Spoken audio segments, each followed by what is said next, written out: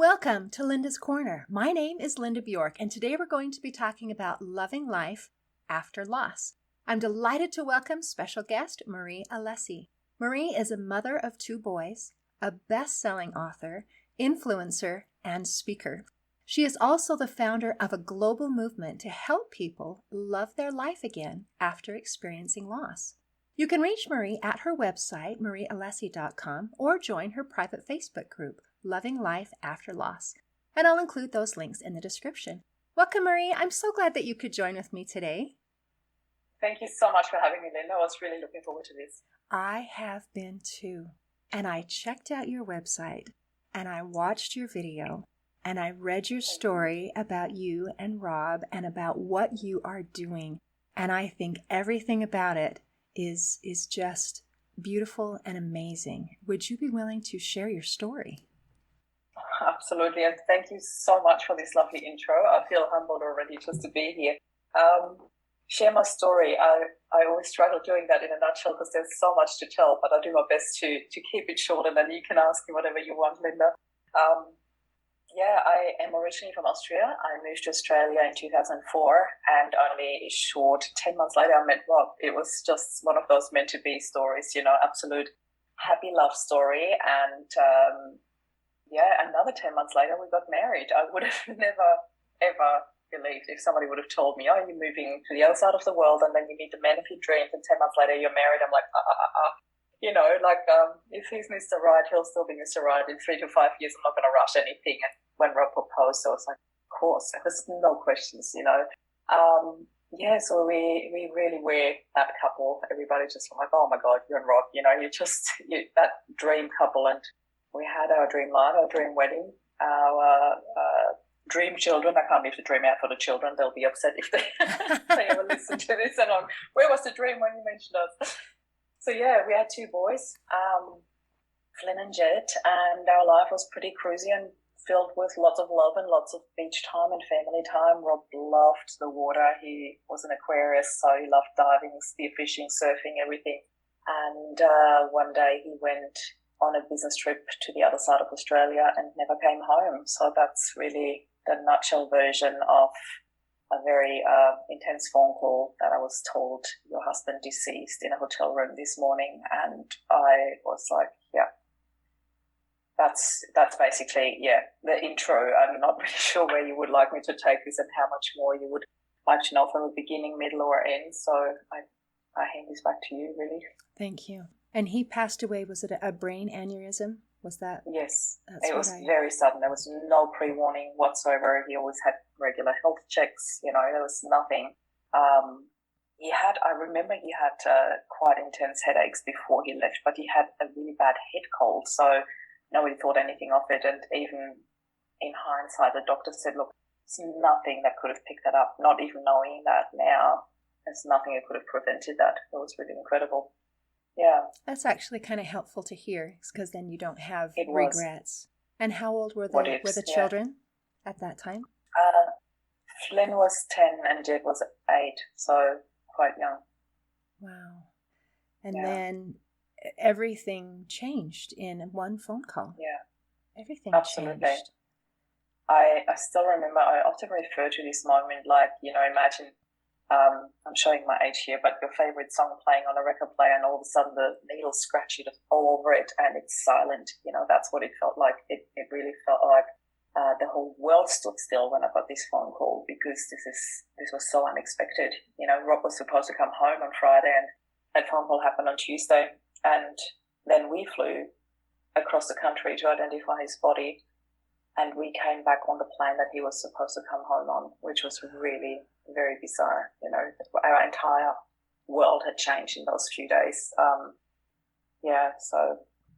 So when your whole world turns upside down in a phone call, how do you pick up the pieces? Because that's what you are doing, is helping people pick up the pieces. So it's not just let's survive. Let's be able to carry on. It's, let's be joyful. Let's look back and be grateful for the time that we had. Let's find joy in the future. And that's kind of the magic. You have a different approach than a lot of people do. And people have commented on that. Yeah, a lot. Yes, it was actually, I just had goosebumps when you asked me that because it brought so much back to me, you know. Rob and I had a couple of talks about this. What if, as you do as a couple, you know, you would have come home from work and might have heard something on the radio, and we had these chats. What if something was ever to happen to you or me? And we always said, I'd want you to take the boys and create the happiest life possible, you know, because that's what love is. Love is not, I want you to cry for the rest of your life and fall apart. Love is, I want you to be happy no matter what. And that includes such tragedy.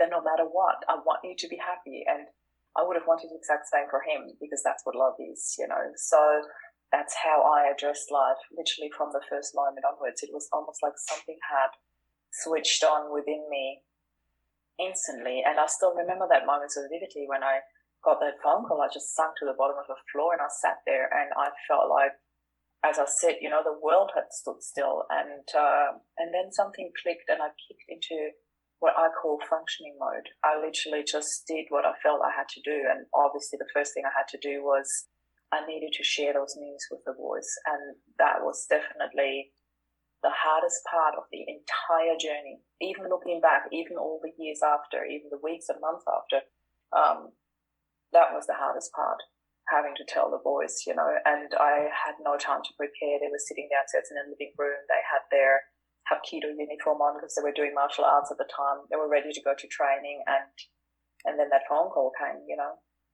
And I had literally those 3 to 5 seconds to prepare when I walked downstairs to the living room, and I sat with them and I shared the news. There's no sugarcoating. I literally had to say it straight out. And in those couple of seconds that I had, I expected tears, of course, no questions asked, you know, but I didn't expect the screaming, and that really pierced through me. That screaming, them falling apart. I can't believe how many emotions that still brings back now when I talk about it, but it was really, that was really intense. So there was a lot of hugging and crying together, and then the next thing was I said, pack your things, we're going to Nono. I just knew that I had to tell his parents myself. There's no way that I wanted them to hear the news over the phone, and they live about 35, 40 minutes away. So I thought, no, we're going, and we did. So I delivered the news, and then unfortunately the same thing happened again. I told his mum because his dad was in the shower, and then I heard her say it to him behind the door because it was such a thin door, and then he screamed and fell apart, and that was just so intense, you know, and I felt so horrible for the boys to have to live through that as well. And from there onwards, like literally from the second I told them, my only worry was my boys. That was my only worry and my only focus, and that was why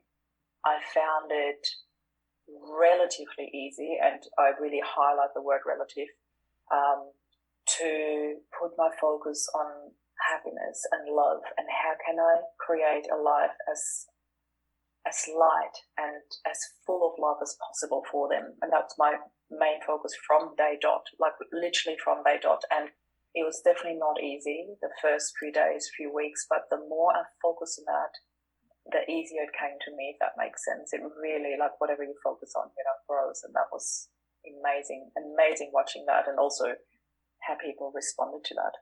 I love that. Whatever you focus on grows. I think that's so important. And I want to go back just quickly to your conversation that you had with Rob and how you wanted each other to be happy. And that is your way of expressing love.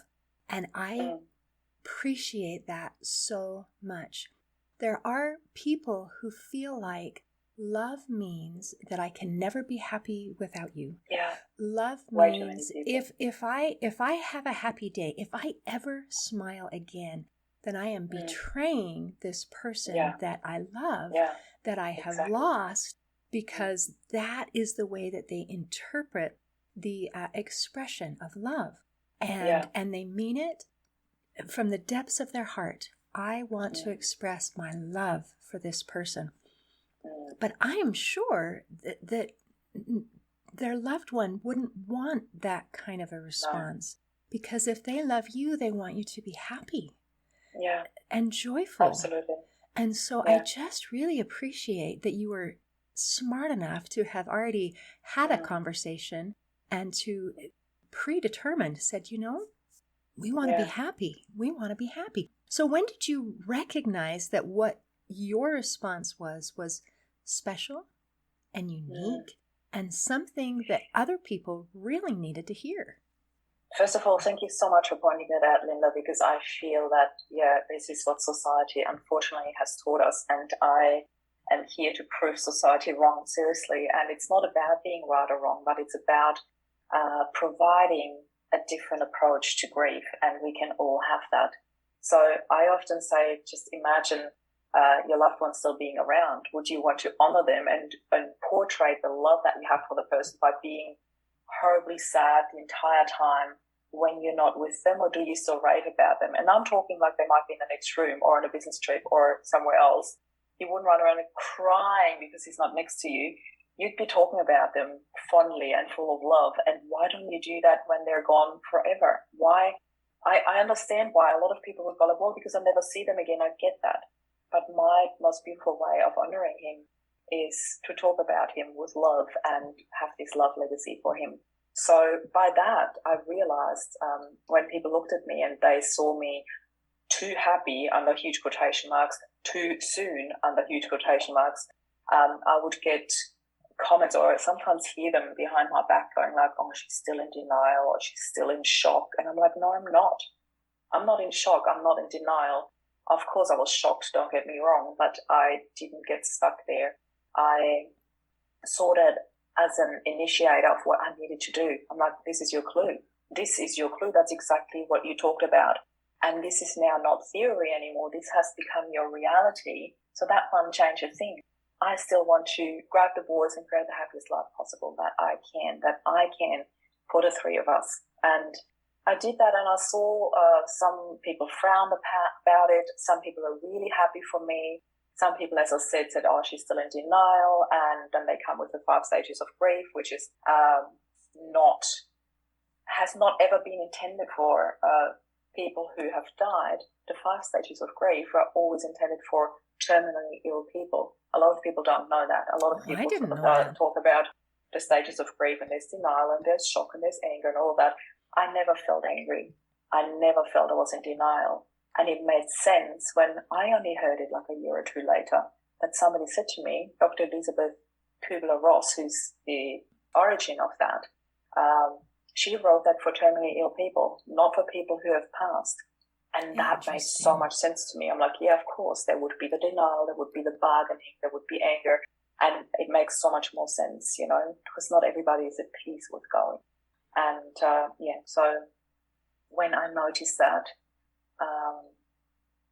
I remember I had a nervous breakdown about a week after Rob passed. And I remember that everything just got too much for me because, there was so much that had been going on. We had to fly to the other side of the the other side of the continent, and come back and prepare the funeral. My mum was flying over from Austria because she was supposed to come. Her flight was already booked for the Holy Communion of our little one.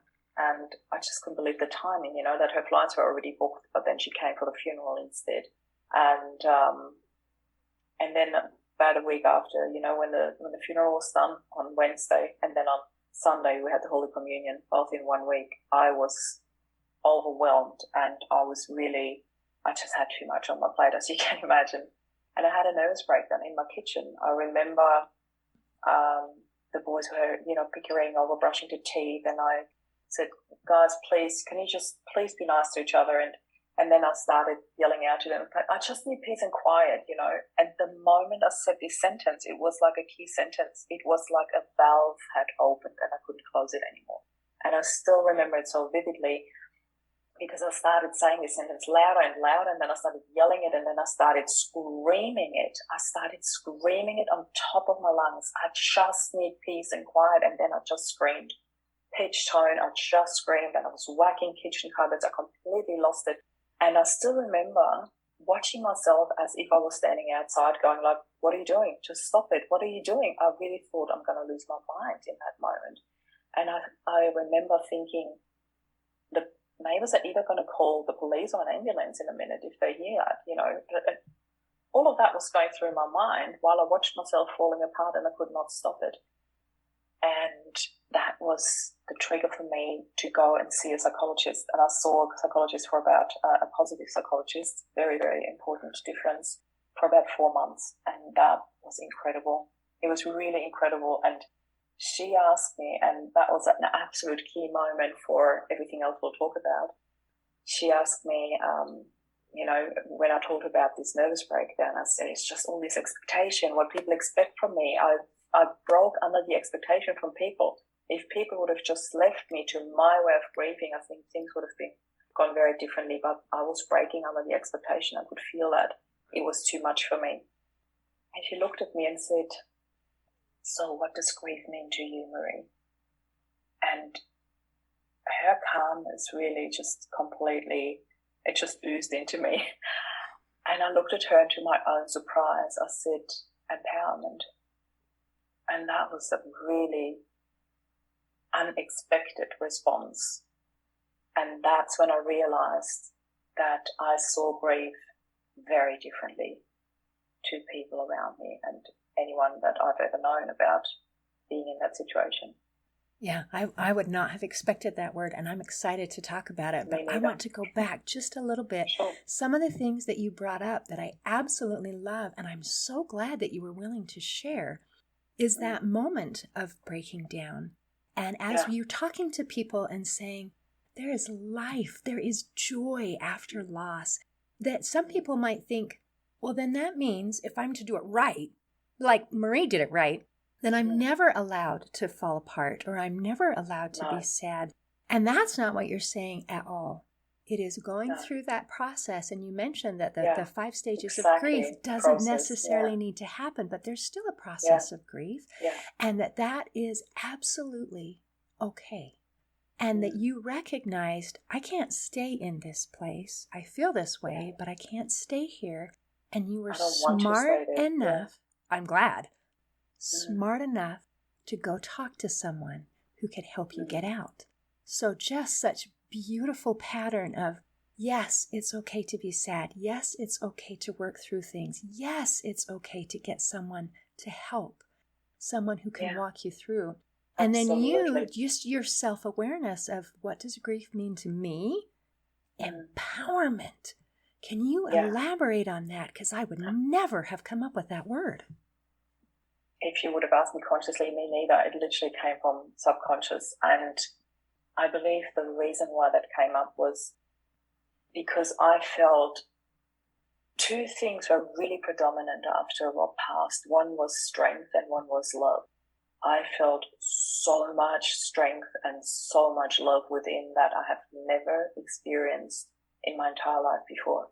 And I always say it almost felt like Rob poured all of his love and his strength into me when he passed over. That's what it felt like. And I strongly believe that's exactly what happened. I understand that everyone has got a very different beliefs and a different faith, and I really honor that. I really, really honor that everybody comes from a very different perspective around that and different upbringing. Yet my belief is that Rob and I had a soul contract, and that was over. But it took me a while to get to that. It was not that I got that phone call, I'm like, oh, okay, cool, thanks, the soul contract is over, and hang up. That's not at all how it works. It was that process that you mentioned, going through my process, allowing all of the emotion in, not stopping the crying, not stopping the falling apart, but also not stopping the love and the happiness and the joy. And all of that happens because all of that is part of life. And life doesn't stop just because somebody else's life stops. And that's a big lesson here, Our life still continued. And why on earth would I say, well, Rob's life has stopped, so now we need to cancel out all the happy emotions. They're not allowed in anymore. Why? It doesn't make sense. That's exactly what Rob would want for us more than anything in the world. So, my biggest message in this was to not stop any of the emotion, to allow it all in, to sit with it, but also remind yourself of the choices that we have.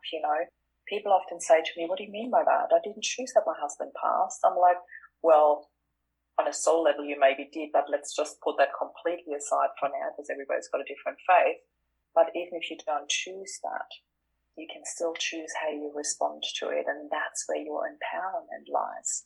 Reminding yourself of the choices you do have, how you live your life, how you respond to it, who you allow in to hold space for you and support you.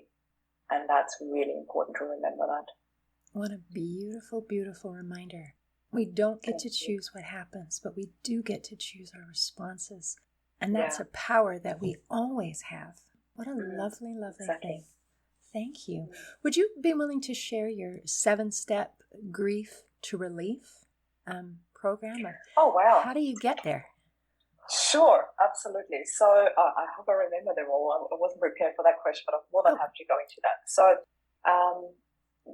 From Grief to Relief is a healing journey that I created and refined over the years, and it's also available for free in my group, so people can always join and watch that. There are videos that come with it, but I'll give you the nutshell version. So the first step for me was to separate who you have lost from what you have lost. So in other terms, it's like often people just look at it as a package. I've lost Rob, and with that, my feeling of loved, being loved, feeling safe, and all of that has gone. Well, not quite. So I need to look at what is it that I miss the most. So that's how it helps me to separate who I've lost from what I've lost. And for me, there were examples like feeling safe, like feeling protected. Rob was my absolute protector. He was my knight in shining armor. I always felt safe when he was around, and that was gone. So I really noticed that quite strongly. I used to be really scared in the dark, and I never was with Rob. So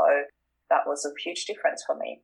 Also, like, he used to love cooking for us. He was my own personal master chef. I always said I was very, very blessed that he was really good at cooking. When you look at the 5 Love Languages from Dr. Gary Chapman, absolute fantastic. I really recommend for everyone to do that. It explains a lot about dynamics, not just between couples, but also within the family. And my top 2 were physical touch and quality time. So that physical touch means I'm a hugger. I just need hugs. I just need somebody. I need to feel it physically. You can ask all my friends. I'm a hugger. I just love hugging people.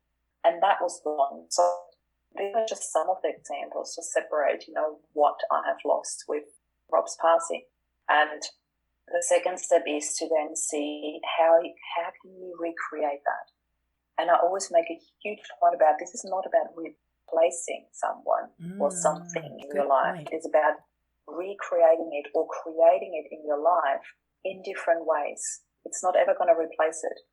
Hugging a friend is not ever going to replace hugging Rob. However, it will fill your love tank, how Dr. Gary Chapman refers to it. It will make you feel more loved. I did things like, one of the first things I did was I pushed my bed into the corner. I felt more cradled in and safer rather than having, space on either side. I wanted to sleep in the corner and be cradled in. I used to go around and check that the front and the back door is locked, although we live in a really safe neighborhood. But, little things like that. What can you do to feel safer, to feel more love, to feel the hugs, to all these things, whatever that is to you?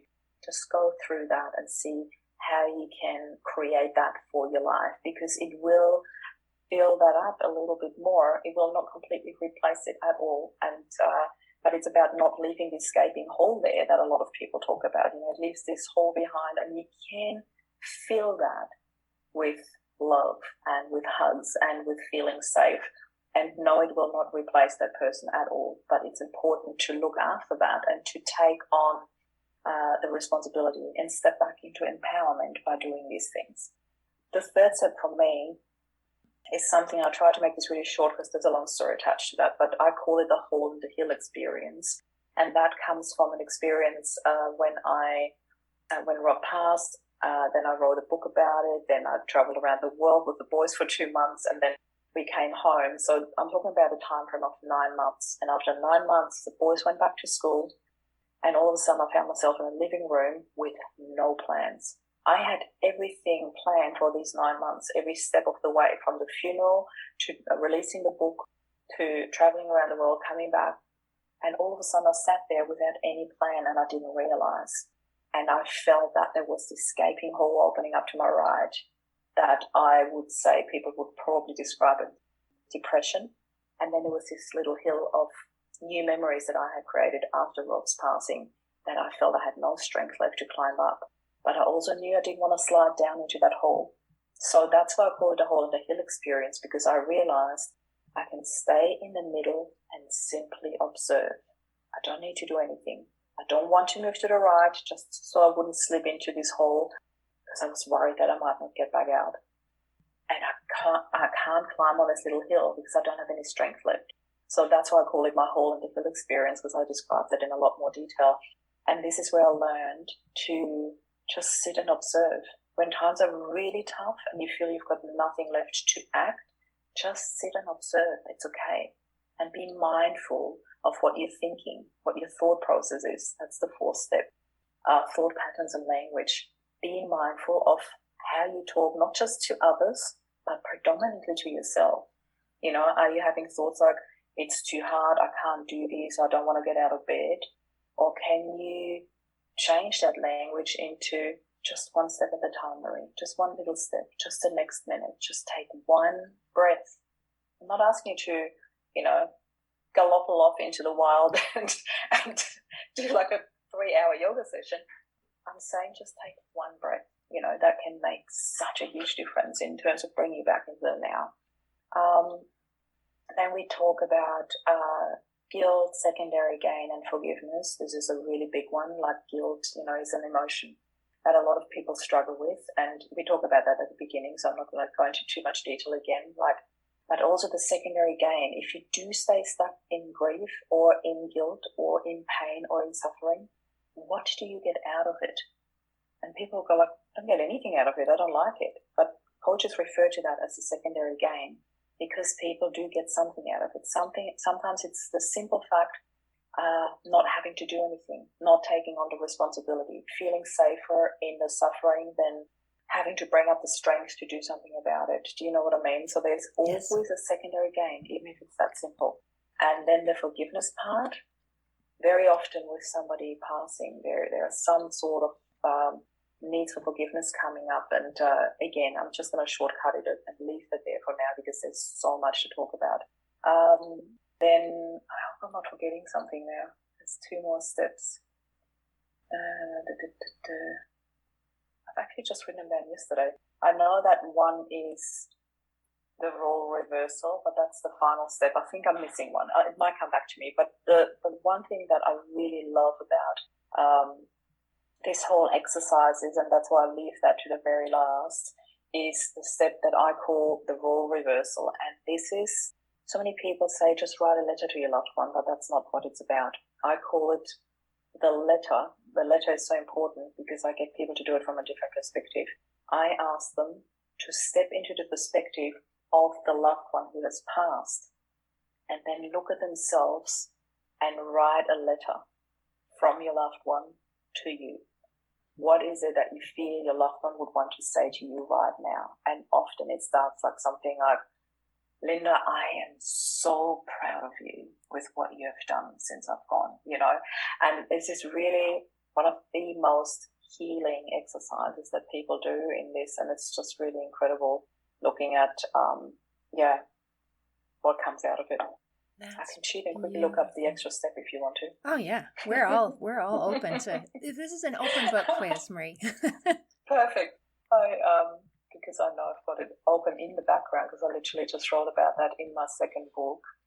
And it's hidden gifts. Oh, how could I have forgotten that? One of my favorites. It was hidden. The sixth step is the hidden gifts, and I refer to them as hidden gifts in adversity. And that is when you really allow yourself to look at what have you actually received as gifts since your loved one's passing. And for me, that was an enormous strength, an enormous positivity, and all the love that I felt. And I felt so looked after. And then, of course, what came out of it, you know, sharing our story in a book, being ranked in the top 100, and then creating this global movement. There are so many gifts in that. And it is not just for us, but it's like a ripple effect that we are creating in the world right now. And just being here with you is one of the many gifts that I have received. You know, being able to share my message and being offered various platforms to do so. So thank you for that gift, Linda. This is really amazing. This is a win-win gift, to be able to share your story and to be able to hear and to learn from you. And I thank you for digging up these hidden gifts and paying it forward. And you and I are on opposite sides of the planet. So you have gone full circle and beyond. And I appreciate you. I appreciate what you've done, because your example gives other people permission to follow suit and to be able to recognize that there's a new pattern, a better pattern than just suffering or enduring or coping. But instead it is, let's heal and let's move forward and grow. And you have done just such amazing things. So thank you for what you've done and for who you have become. Thank you. Thank you so much. I feel so seen and honored. Thank you. Oh, and thanks for visiting with me today. You're amazing. Oh, it is my absolute pleasure. And I want to say one last thing quickly, if that's okay. Of course. It is also that, you know, people often feel like they don't know how to do the healing, and they focus on how can I do the healing. And I always say, don't focus on the healing. Focus on the love, on the happiness and everything you want in life. The healing is what happens along the way, you know, and if you're open to it and allow that, then that's amazing. That's exactly what's going to happen. What a beautiful clarification. Focus on the love, and that's what makes the difference.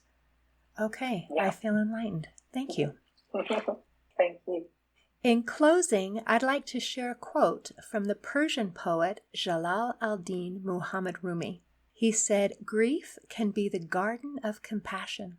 If you keep your heart open through everything, your pain can become your greatest ally in your life's search for love and wisdom." If you have experienced loss, I invite you to allow your grief to become a garden of compassion and allow happiness and love back into your life. See you next time on Linda's Corner.